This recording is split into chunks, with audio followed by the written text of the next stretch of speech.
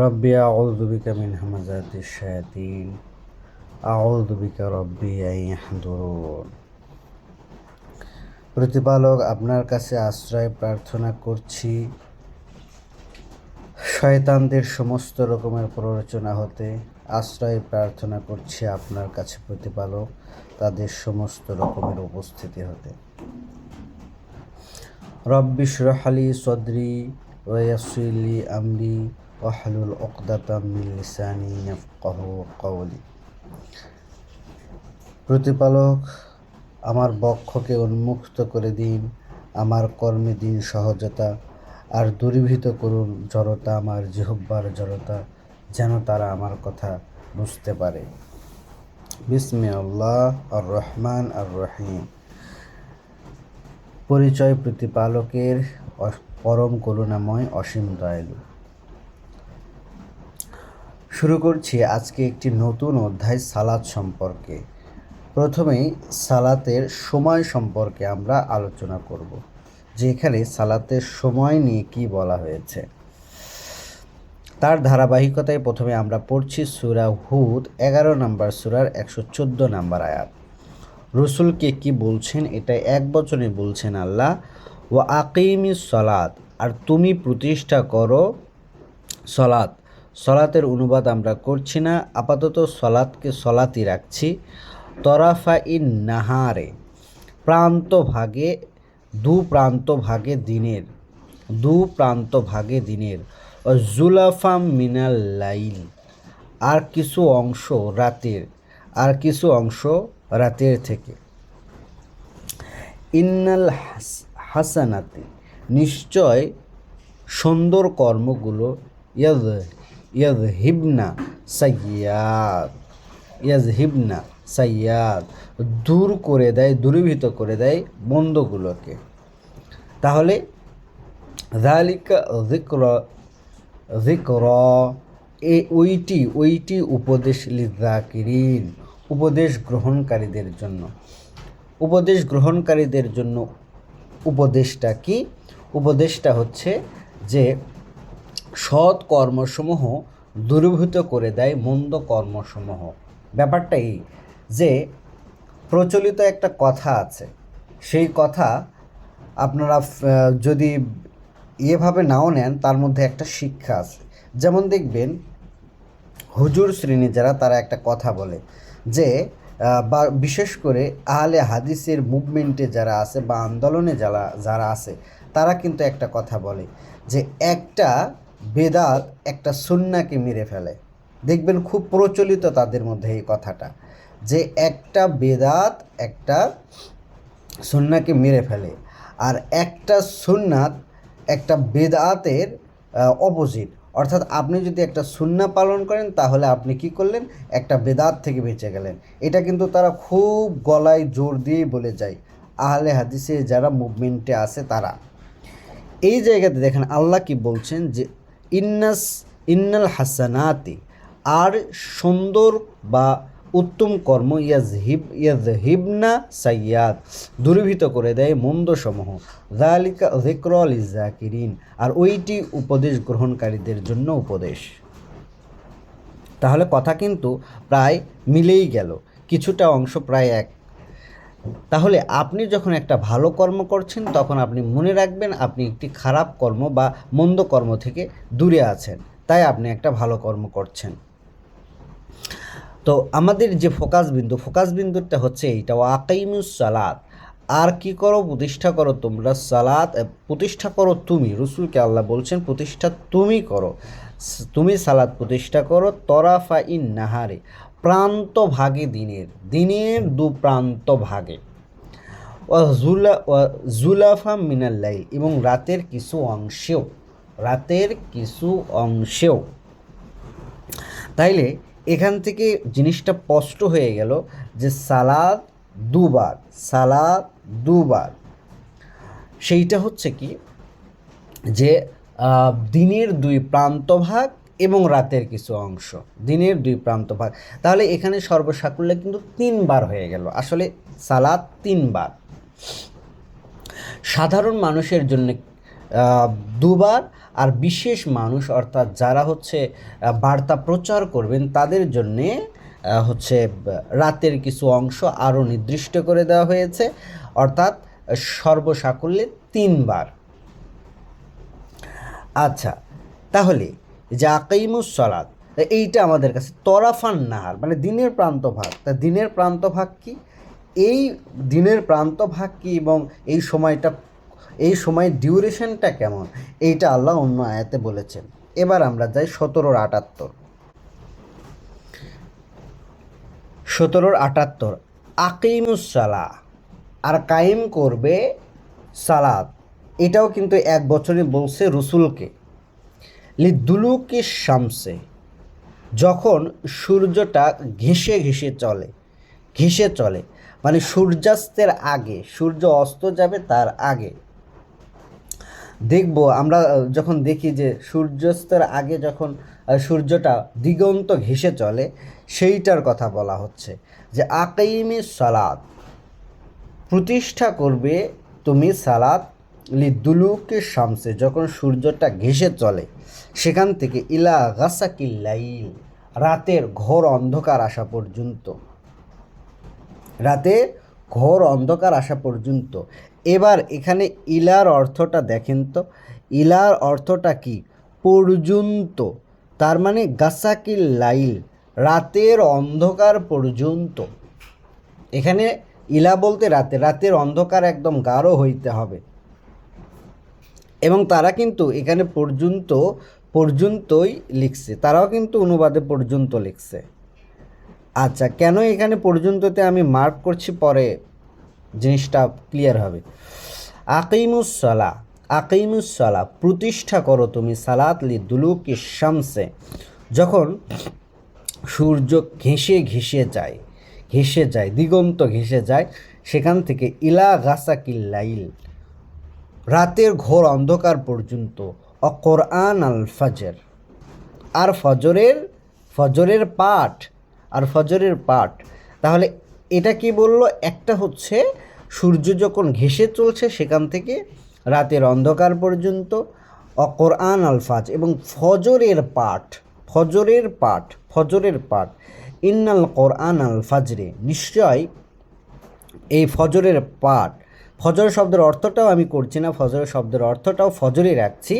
কানা মাশহুদা, নিশ্চয় তা সাক্ষর সময় বা সাক্ষী গ্রহণের সময়, অথবা আমরা বলতে পারি যে সেইটা মানে দাগ কেটে যাওয়ার সময়। মাশহুদা সাক্ষ্য বা দাগ কেটে যাওয়ার সময়, মানে এই ফজরের সময় বা শেষ রাতের যে পড়াটা, এই পড়াটা কিন্তু আসলে মনে থাকে, ওইটাই কিন্তু আসলে প্রকৃত সময় কোনো কিছু পড়ার বা মানে বোঝার, সেইটাই এখানে।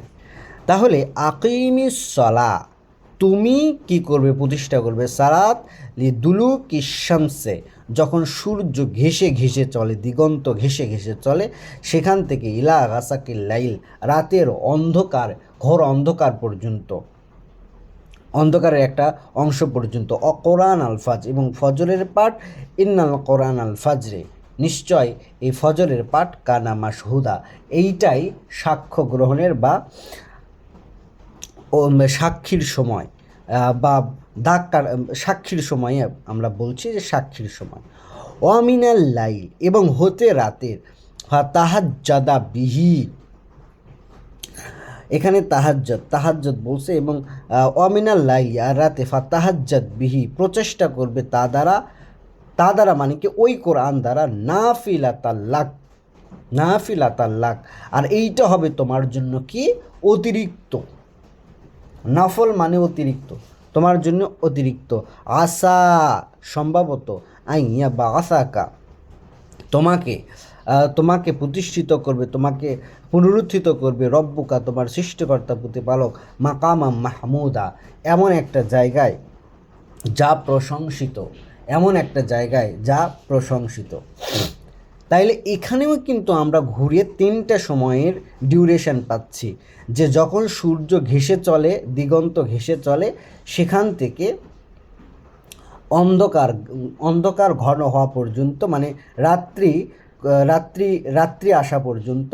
অকরানিল ফাজ এবং ফজরের পাঠ, আর তারপরে কি অমিনাল লাইল এবং রাতের কিছু অংশ ফাতাহাজ্জাত বিহি প্রচেষ্টা চালাবে তা দিয়ে, অর্থাৎ কিতাব দিয়ে, পাঠ দিয়ে, নাফিলা তালাক, এইটি অতিরিক্ত। তাহলে রাতের যে অংশটা, মানে রাতের আরও একটা অংশ আছে, রাতের দুইটা অংশ, একটা হচ্ছে প্রথমাংশ, আরেকটা একটা অংশ রয়েছে, সেইটা কিন্তু আল্লাহ বলতেছেন যে নাফিলা তালাক, এইটা কিন্তু অতিরিক্ত, এইটা অতিরিক্ত। আর এইটা কাদের জন্য? যারা বার্তা প্রচার করবেন তাদের জন্য, তাদের এক্সট্রা খাটুনি খাটতে হবে, তাদের জন্য হচ্ছে এই নাফিলা তাল্লাক। সেই জন্য আল্লাহ বলেই দিয়েছেন যে এইটি অতিরিক্ত। কিন্তু স্পেসিফিক দুইটা সময় কি, সেইটা হচ্ছে সূর্য যখন ঘেঁষে চলে সেখান থেকে রাতের একটা অংশ আসা পর্যন্ত, আর ফজরের পাঠ, ফজরের সময়, আর হচ্ছে অতিরিক্ত হচ্ছে রাতের অংশটা, সেইটা সবার জন্য না, মানে যারা চাইবে আর কি, এটা সবার দ্বারা সম্ভবও হবে না। তাহলে এখানেও ঘুরিয়ে আমরা কয়টা সময়ের ডিউরেশন পাচ্ছি? 3টা সময়ের ডিউরেশন পাচ্ছি। এবং এই কথাও কিন্তু রসুলকেই বলা, 11-র 114 এবং 17-র 78, এই দুটো কিন্তু রাসূলকেই বলা। কেন?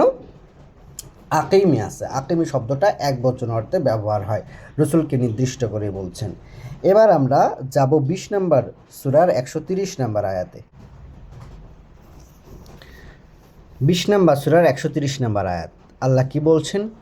ফাসবির, অতঃপর অবিচল থাকো, আলা মা ইয়াকুলুনা, তারা যা বলছে সে সম্পর্কে, অসাব্বিহ বিহামদিকা, আর প্রশংসার সাথে, হামদি রব্বিকা, আর প্রশংসার সাথে করে যাও নিত্য কর্মসমূহ তোমার সৃষ্টিকর্তা প্রতিপালকের।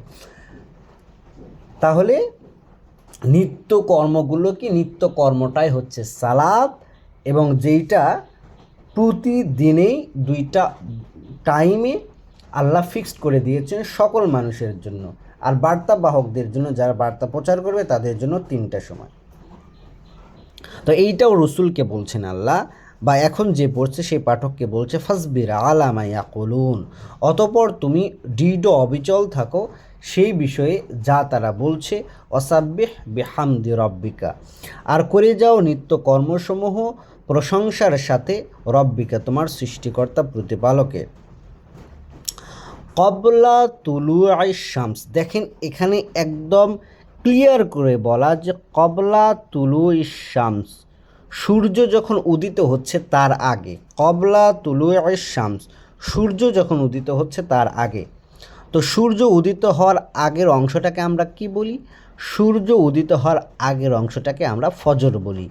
অকবলা গুরুবিহা, আর যখন তা অস্ত যায় তার আগে, তার মানে এটা শুরুর ডিউরেশনটা বোঝাচ্ছে যে কখন শুরু হবে আর কখন এটা শেষ হবে। তাহলে কবলা তুলুই শামস, কবলা তুলুই শামস, সূর্য উদিত হওয়ার আগে, কবলা গুরুবিহা, এবং সূর্য উদিত হওয়ার পরে, অমিন অমিন অমিন আনা ইল্লাইল, দেখেন এখানেও আবার স্পষ্ট করে বলা, এবং রাতের কিছু অংশ, অমিন আনা ইল্লাইল, যেহেতু রসুলকে বলছে তাহলে 3টে সময়ের কথাই বলবে, কারণ প্রথম অংশ একটা হচ্ছে কি, তাহলে এখানে আমরা দেখতে পাচ্ছি যে ফজর, আবার ওইদিকে হচ্ছে মাগরিব, আর রাতে আবার কিছু অংশ যেটা তাহাজ্জুদ হিসেবে আমরা জানি, সেইটাই এখানে বলছে ও মিন আনাইল লাইল। তো সেই রাতের যে অংশটা রয়েছে সেটারও কত অংশ সেইটাও আমরা দেখব, সেইটাও আল্লাহ বলেছেন সূরা মুজাম্মিলে। তাহলে এখানেও এসে 3টা। এবার দেখেন কবলা তুলুই শামস মানে কি, যখন ফজর মানে কি, যখন উষা উদিত হচ্ছে, অর্থাৎ উষা যখন ফেটে বের হচ্ছে, ফজর শব্দের অর্থই হচ্ছে মানে ফেটে বের হওয়া, যখন উষার সাদা রেখা, শুভ্র রেখা অন্ধকার রেখা থেকে স্পষ্ট হচ্ছে, ওই সময়টাই হচ্ছে ফজরের শুরু। আর শেষ কখন? সূর্য উদিত হওয়ার আগে, মানে সূর্য উঠবে বা উঠছে তার আগ মুহূর্ত পর্যন্ত চলবে ফজর, এইটাই ফজরের ডিউরেশন। আর কি, আর হচ্ছে কবলা গুরু বিহা, ওই যে কবলা গুরু বিহা মানে সূর্য ডোবার আগে। তো সূর্য ডোবার আগে কি সূর্যটা দিগন্ত ঘেঁষে থাকে না, বা দিগন্তকে হচ্ছে ঘেঁষিয়ে ঘেঁষিয়ে চলে, এরকমটাই আমাদের মনে হয় না? ওই অংশটাকেই আল্লাহ বলছেন কবলা গুরু বিহা। তাহলে আগের আয়াতের সাথে এই আয়াতের কোনো রকমের কোনো বিরোধ নেই, বরং এইটাতে আরও স্পষ্ট করেছেন আল্লাহ। ওখানে বলেছেন সূর্য যখন ঘেঁষে চলে তখন থেকে রাতের অন্ধকার পর্যন্ত, এবং অতিরিক্ত আরেকটা সময় হচ্ছে রাতের। তার মানে প্রথম অংশ যেইটা বলছে রাতের, সেইটাকে আমরা ধরে নিতে পারি রাতের প্রথম অংশ, মানে যখন সূর্য ডুবে যাচ্ছে তার আগ মুহূর্ত থেকে সূর্য ডোবার একটু পর পর্যন্ত এই সময়ের ডিউরেশনটা। আর তারপরে রাতের আরেকটা অংশের কথা বলেছেন, সেইটা একদম অতিরিক্ত, সেইটা ভিন্ন একটা সময়। তাহলে সর্বসাকুল্যে আমরা সময় পাচ্ছি, মানে সালাত পাচ্ছি দুইটা, আর সব মিলে পাচ্ছি তিনটা, একটা অতিরিক্ত হিসেবে। এবং আবার বলছি অতিরিক্তটা বার্তাবাহকদের জন্যই আল্লাহ বলছেন। তাহলে গেল ফাসাব্বিহি, পরে আল্লাহ স্পষ্ট করছেন কর নিত্য কর্মসমূহ ও আতরাফান নাহার, দিনের দুই প্রান্ত ভাগ। তাহলে দিনের দুই প্রান্ত ভাগ কি কবলা তুলুই শামস ও কবলাল গুরু বিহার মধ্যে পড়ছে না? এখানে কিন্তু আলাদা সময় নয়, ওই সময়টাই এই সময়। মানে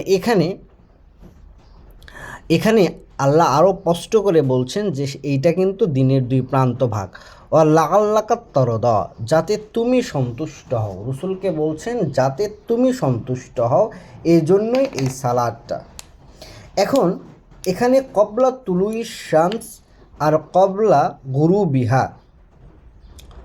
বিহা, তাহলে এই দুইটা কিন্তু আলাদা জিনিস নয়। ও আতরাফান নাহার, দিনের দুই প্রান্ত ভাগের। কারণ দিনের শুরু হওয়ার আগে যে ফজরটা চলে সেইটাই কিন্তু তার প্রান্ত ভাগ, এবং দিন যখন শেষ হয় তারপরের প্রান্ত ভাগ হচ্ছে কবলা গুরু বিহা, অর্থাৎ দুইটা টুইঙ্কলিং বা গোধূলির সময়। এখন প্রশ্ন হচ্ছে যে এইটা যদি দিনের যদি প্রান্ত ভাগ হয় তাহলে রাতেরও তো প্রান্ত ভাগ। হ্যাঁ, হইতে পারে, একই কথা, দুইভাবে বলা যায়, দিনের প্রান্তভাগ যা রাতেরও প্রান্তভাগ তাই। কিন্তু কেন দিনের প্রান্তভাগ বলছেন? কারণ ফজরের সময়, ফজর যখন উদিত হয় তখন কিন্তু মানে ফর্সা বা আলো থাকে, আর সেই আলোটা কিন্তু অবশ্যই সূর্যের কোনো আলো নয়, এই গ্রহের নিজস্ব, এই গ্রহের একটা মানে আলো, অর্থাৎ গ্রহেরই আলো, এটা মানে সূর্যের আলো নয়, গ্রহের নিজস্ব একটা আলো থাকে, সেইটা। তো তখন কিন্তু সব কিছু পরিষ্কার দেখা যায়, যদিও সূর্য ওঠেনি। সূর্য যখন থেকে, একটা কথা একটু মাথায় সেভ করে নেন, নাহার শব্দটাকে আল্লাহ স্পেসিফিক অর্থেই ব্যবহার করেন। নাহার শব্দের অর্থটা কি? নাহার হচ্ছে যখন সূর্য উদিত হচ্ছে সেখান থেকে সূর্য অস্ত যাওয়ার সময়টা, সূর্য যখন অস্ত যাচ্ছে, এই দুইটা সময় হচ্ছে এই এই সময়ের ব্যবধানটা, এই সময়ের ডিউরেশনটা হচ্ছে আর নাহার, অর্থাৎ সূর্যের রোটেশনটা। তাহলে সূর্যের রোটেশন যেইটা সেইটাই নাহার। তাহলে সূর্য যখন উদিত হচ্ছে সেখান থেকে সূর্য অস্ত যাওয়া পর্যন্ত এই ডিউরেশনটাই নাহার। যখন সূর্য ডুবে গেল অথবা সূর্য উদিত হয়নি, সেখানে যদিও আলো থাকে কিন্তু সেটা সূর্যের আলো নয়, ওই সময়টা টুইঙ্কলিং বা গোধূলি, অর্থাৎ ওই সময়টাই হচ্ছে দিনের দুই প্রান্ত ভাগ। আলো আছে তাই সেটা দিন এবং দিনের প্রান্ত ভাগ। তাহলে দেখবেন সূর্য অস্ত যাওয়ার সঙ্গে সঙ্গেই কিন্তু রাত এসে পড়ে না, রাত আসতে একটু সময় লাগে, ওইটুকু সময়কে আমরা গোধূলি বলি, এবং ওই সময়টার কথাই বলা হচ্ছে। তাহলে ওপরের এই আয়াত আর নিচের এই আয়াত, মানে এই আয়াতের নিচের অংশ, এইটা আসলেই কিন্তু কি নয়, আলাদা নয়, বরং ওপরের এই কথাটাকে আল্লাহ আবার কি করেছেন, বিশদভাবে বর্ণনা করেছেন। তাহলে ঘুরে এখানেও তিনটা, পাঁচটা নয়। যদি পাঁচটা হয় তাহলে কবলা তুলুই শামস, সূর্য উদিত হওয়ার আগে, এইটা একটা, কবলাল গুরু বিহা, আর সূর্য অস্ত যাওয়ার আগে। আচ্ছা, এইটাকে আমরা ধরলাম ফজর, এইটাকে আপনি আসর ধরেন, কবলা গুরু বিহা বলছে, তাহলে তারপরে রাতের কিছু অংশ, তাহলে এখানে হচ্ছে এইটাকে আপনি কি ঈশা ধরবেন, তারপর কি দিনের দুই প্রান্ত ভাগ, তাহলে আবার দিনের দুই প্রান্ত ভাগ কোনটা? মানে একটা হচ্ছে ওই ফজর ধরবেন, আর আরেকটা হচ্ছে কি মানে মাগরিব, এইটা। তাহলে যদি ধরেন, আচ্ছা ধরলাম, যুক্তির খাতিরে আপনি ধরে নিলেন যে তাহলে 5টা হচ্ছে যে সময় পাওয়া গেল, 5টা সময়। তাইলে আমার প্রশ্ন হচ্ছে যে কবলা তুলুই শামসকে, এটা কি ইশরাক? ইশরাক, তাহলে তো আর 5টা নয়, 6টা হয়ে যায়। তারপরে এই যে আনাইল লাইল, এটা যদি হয় তাহলে তাহাজ্জুদ কোনটা? তাহাজ্জুদ ধরলে তো 7টা হয়ে যায়। তাহলে আপনি যদি এখান থেকে 5টা প্রমাণ করার জন্য যদি তোড়জোড় করেন, আমি এখান থেকে 7টাও প্রমাণ করতে পারবো। সেম আপনার যদি হচ্ছে যে যুক্তিতে 5টা আপনি প্রমাণ করেন, আমি এখানে 7টা প্রমাণ করতে পারবো। কারণ এর মধ্যে ইশরাক পড়বে, এর মধ্যে হচ্ছে কি পড়বে, এর মধ্যে তাহাজ্জুদও পড়বে। তাহলে আমি আরও আরেকটা, আর না হলেও অন্তত তাহাজ্জুদ তো এর মধ্যে আমি বের করতে পারবো, মানে আবার হচ্ছে আমি এখান থেকে 5টা নয় 6টা বের করতে পারবো। কিন্তু আসল কথাটা কি? আসল কথাটা হচ্ছে এখানে হচ্ছে কি 3টা সময়ের কথা বলা আছে, তার মধ্যে একটা অতিরিক্ত, বাকি 2টা একদম স্পেসিফিকভাবে বলা আছে, কবলা তুলুই শামস ও কবলাল গুরুবিহা। আর এইটাই দিনের 2 প্রান্ত ভাগ। এই একটা কথা আরেকটা কথাকে কোনোভাবেই বিপরীতে নেয় না, একই কথা। আর এর জন্যে আমি একটা হচ্ছে দিচ্ছি, আরেকটা হচ্ছে একটা আয়াত দেখাচ্ছি, যুক্তি দিচ্ছি। তাহলে আমরা কি দেখতে পেলাম কিন্তু যে মানে সালাত 2 সময়ে হচ্ছে, এবং ফজর আর হচ্ছে আমরা ঈশা বলতে পারি, মাগরিব বলতে পারি, যেইটাই বলি না কেন, সেইটা হচ্ছে সূর্য যখন ঘেঁষে চলছে সেখান থেকে রাতের একটা অংশ পর্যন্ত, মানে প্রথম অংশ পর্যন্ত, এইটা। এইবার দেখেন 17-110, কুল বলো, উদউল্লাহ, তোমরা ডাকো আল্লাহকে, আউদুর রহমান, দয়াময় নামে, তোমরা আল্লাহ ডাকো বা দয়াময় ডাকো, আইয়ামা তাদউ, তার আছে অনেকগুলো কি ডাকনাম। আচ্ছা, ফালাহু আসমাউল হোসনা, আর এগুলো আর কি, তাকে ডাকো সুন্দর সুন্দর নামে।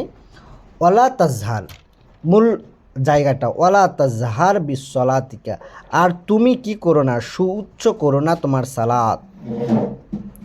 অতুখাফিদ বিহা, এবং করো না তাকে আবার একদম নিম্ন স্বর। ইবতাগি বাইনা যালিকা সাবিলা, পথ অবলম্বন করো এই দুইয়ের। অর্থাৎ সালাত যখন আপনি করবেন তখন সালাতে স্বরটা উঁচুও করা যাবে না, স্বরটা নিচুও করা যাবে না। কি করা লাগবে? এই দুইয়ের মধ্যবর্তী একটা পথ আপনার অবলম্বন করতে হবে। তাহলে এখন দেখেন, এইটা কিন্তু একটা শর্ত, এটা কিন্তু শর্ত যে সালাতের সময় আপনি কি করতে পারবেন না, সালাতের সময় আপনি আপনার কণ্ঠকে একদম নিম্ন করতে পারবেন না, একদম সুউচ্চও করতে পারবেন না, এই দুইয়ের মাঝামাঝি অংশে থাকতে হবে। তাহলে জোহর আর আসরে আপনি কেন নিশ্চুপ পড়ছেন? আর যদি তাই হয় তাহলে এখানে রসুল কি তাহলে আল্লাহর এই আয়াতের বিরোধিতা করেছে, বা এই আল্লাহর আয়াতকে এইভাবে অনুশীলন না করে ভিন্নভাবে অনুশীলন করেছে? আপনি সেইটা বলতে চাচ্ছেন, নাকি আপনি ভুল অনুশীলন করছেন? কোনটা? প্রশ্ন এখানে থেকে যায়। এখানে আল্লাহ বলছেন যে তুমি করতে, তাহলে এখানে সুউচ্চ করা যাবে না, নিম্নও করা যাবে না, মাঝামাঝি একটা অবস্থান নিতে হবে সালাত করতে গেলে। তাহলে সে জায়গাতে তো আপনি নীরবে পড়ার কোনো সুযোগই নেই। তাহলে জোহর আর আসর কোনোভাবেই ধপে টেকে না, সময়ের সাথেও টেকে না, আর এই আয়াতের সাথেও টেকে না। এখন আসেন দেখেন, মূল কথা আমি বলতে চাই, দিনের বেলা যখন সূর্য চলছে, মানে সূর্যের রোটেশন চলছে, এই সময়ে কোনো সালাত নেই।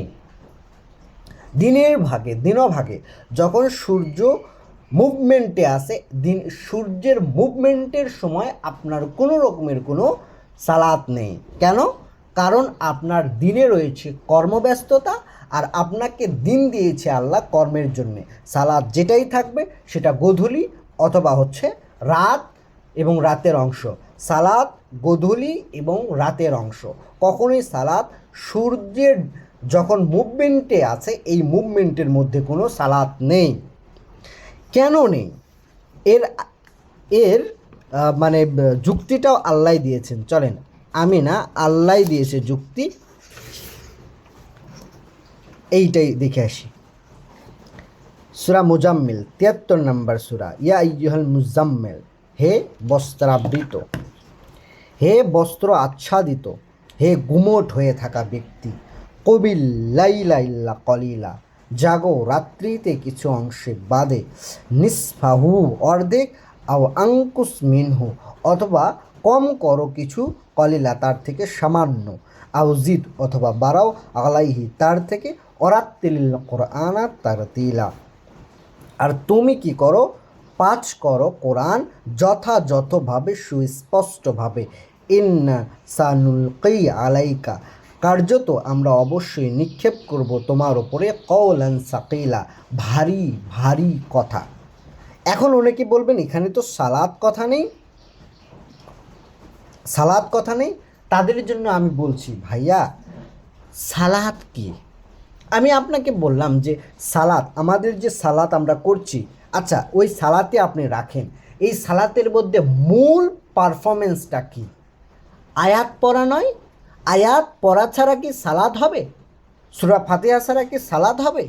বা সূরা ফাতিহার সাথে অন্য সূরা না মিলালে কি সালাত হবে? আপনি সব করলেন কিন্তু কিতাব পড়লেন না, আয়াত পড়লেন না, সালাত হবে? আপনি দেখে আমাকে উত্তর দেন তো। তার মানে সালাতের সাথে কোরআন পাঠের সম্পর্ক আছে। এইটা তো অন্তত হচ্ছে যে আপনাদের মানতেই হবে।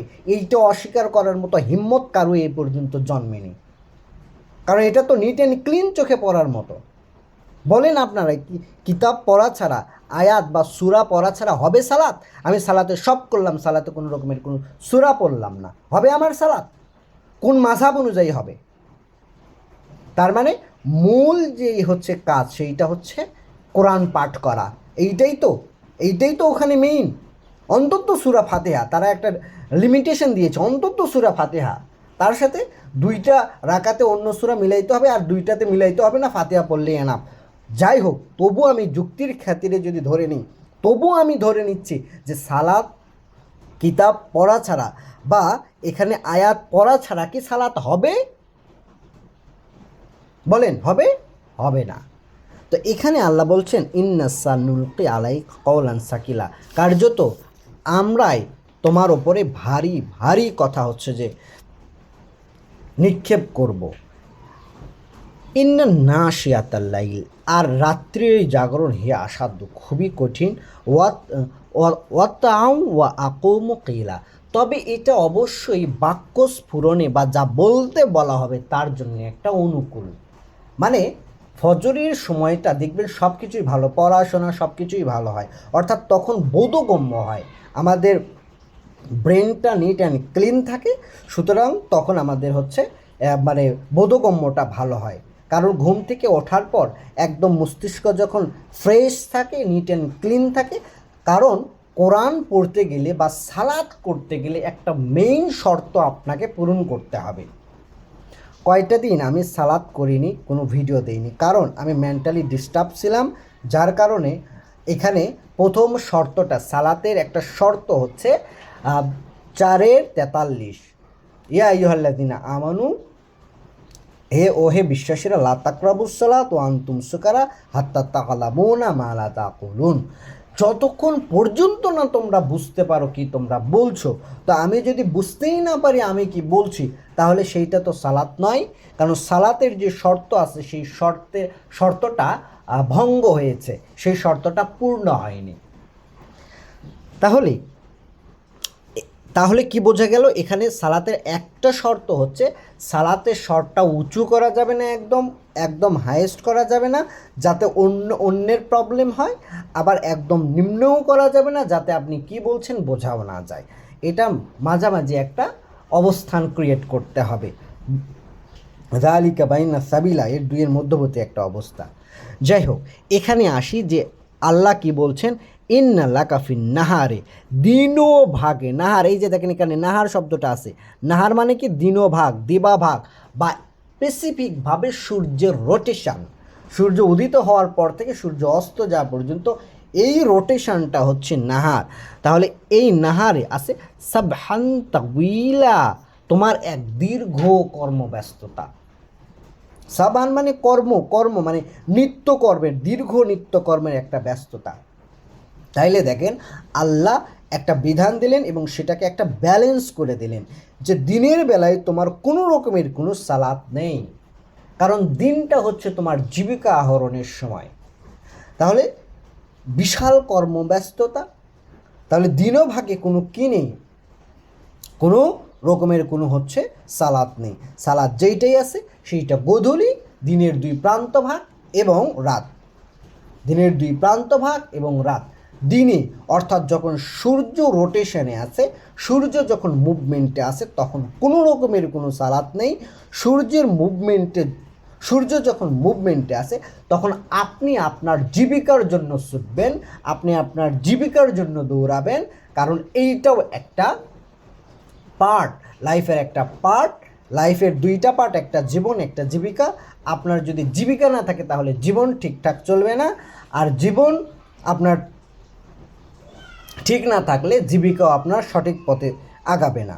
তাহলে এই যে দিনের যে রোটেশনটা, এইটা আল্লাহ আপনাকে ফ্রি করে দিয়েছে শুধু একটা দিন বাদে। সেইটা কি, যে মানে ইয়াউমুল জুমাতে এখানেও একটা ব্যতিক্রম আছে। একত্রিত হওয়ার দিন, মানে যেদিন গ্যাদারিং ডে, সেই গ্যাদারিং ডেতে আপনি কি করতে পারবেন, আপনার সালাত আছে, কিন্তু সেইটা খুবই অল্প সময়ের জন্যে। আর আল্লাহ বলেছেন যে ওইটা যখনই এই যে মানে সালাদটা শেষ হয়ে যাবে তখনই কি, তখনই হচ্ছে তোমরা চলে যাবা মানে ছুটে চলে যাবা, আবার কর্মে আবার ফিরে যাবা, শুধু শুনেই আবার কর্মে ফিরে যাবা। এইটা তখন আল্লাহ দিয়েছিলেন এই জন্য যে যখন মানে ইয়েটা আসতেছে, ওহিটা আসতেছে, সে ওহিটা তো রাসূলের পৌঁছাতে হবে তার যে সঙ্গী সাথী আছে তাদের কাছে। তো সেই ওহিটা যদি দিনের কোনো একটা সময়ে যদি সে হচ্ছে পায়, তাহলে আর গ্যাদারিং ডেতে এইটা মানে করতে হয় কেন, গ্যাদারিং ডেতে এই জন্যই যাতে আরও বেশি মানুষের কাছে সেই জিনিসটা প্রচার বা প্রচারণা পায়, সেই জন্য। তাহলে সাধারণ দিনে গ্যাদারিং ডে ছাড়া সাধারণ দিনের বেলা কোনো রকমের কোনো কি নাই, কোনো রকমের কোনো সালাদ নাই।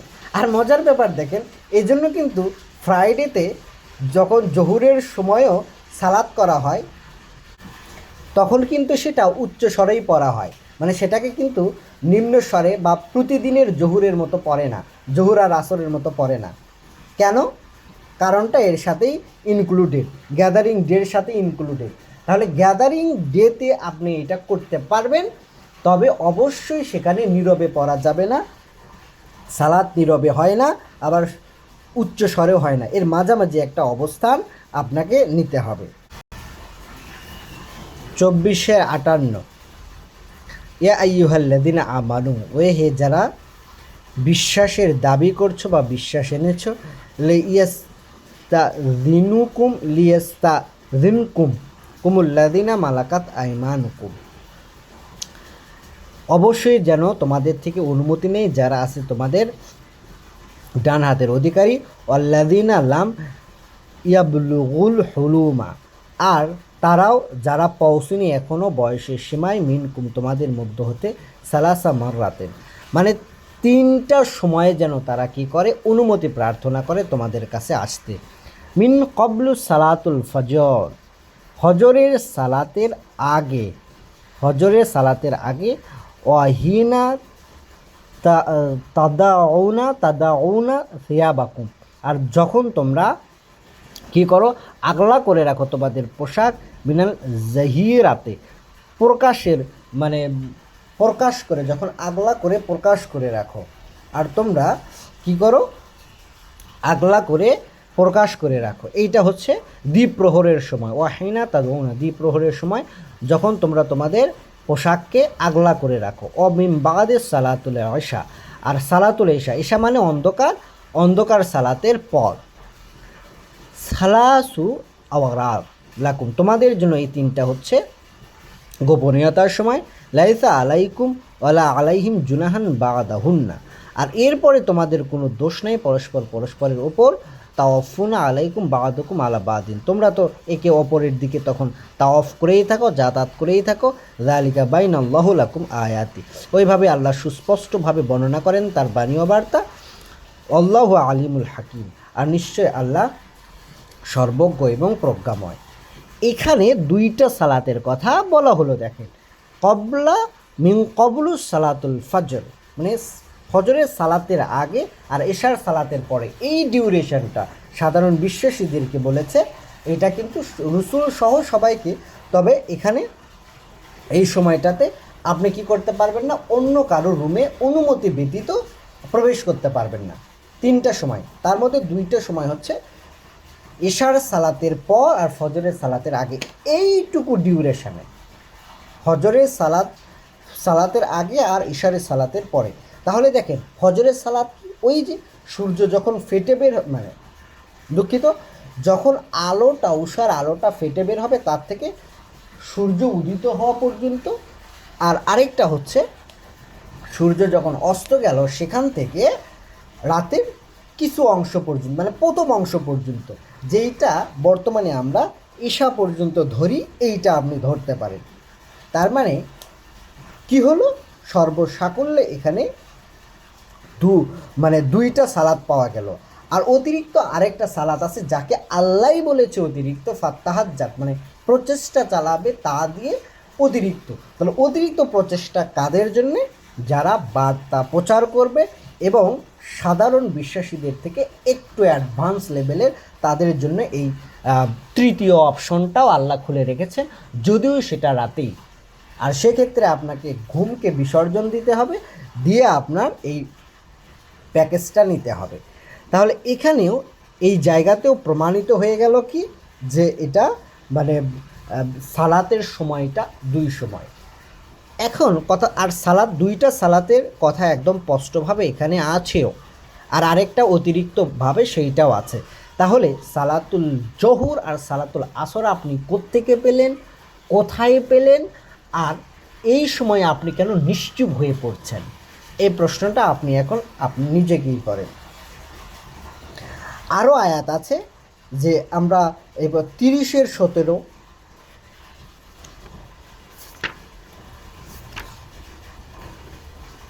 30-17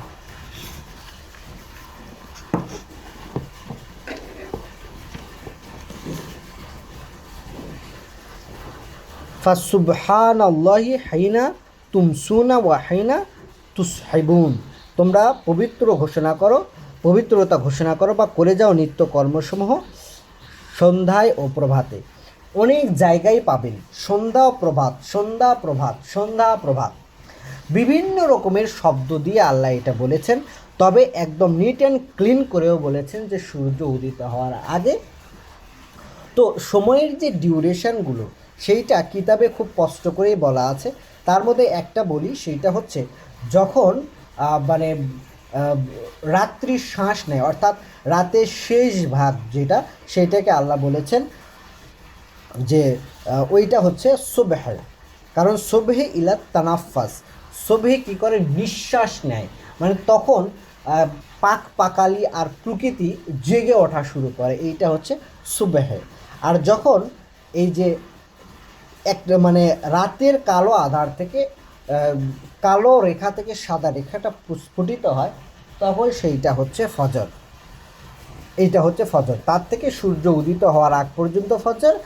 আর সূর্য তখন ডুবে যাচ্ছে, তার থেকে একটু ডুবে যায় তখন সেটা হচ্ছে মাগরিব। মাগরিব মানে অস্ত যাওয়া। আর তারপরের অংশ হচ্ছে ঈশা বা ঘন অন্ধকার। সুতরাং আমরা খুঁজে দুই সময়ই পেলাম।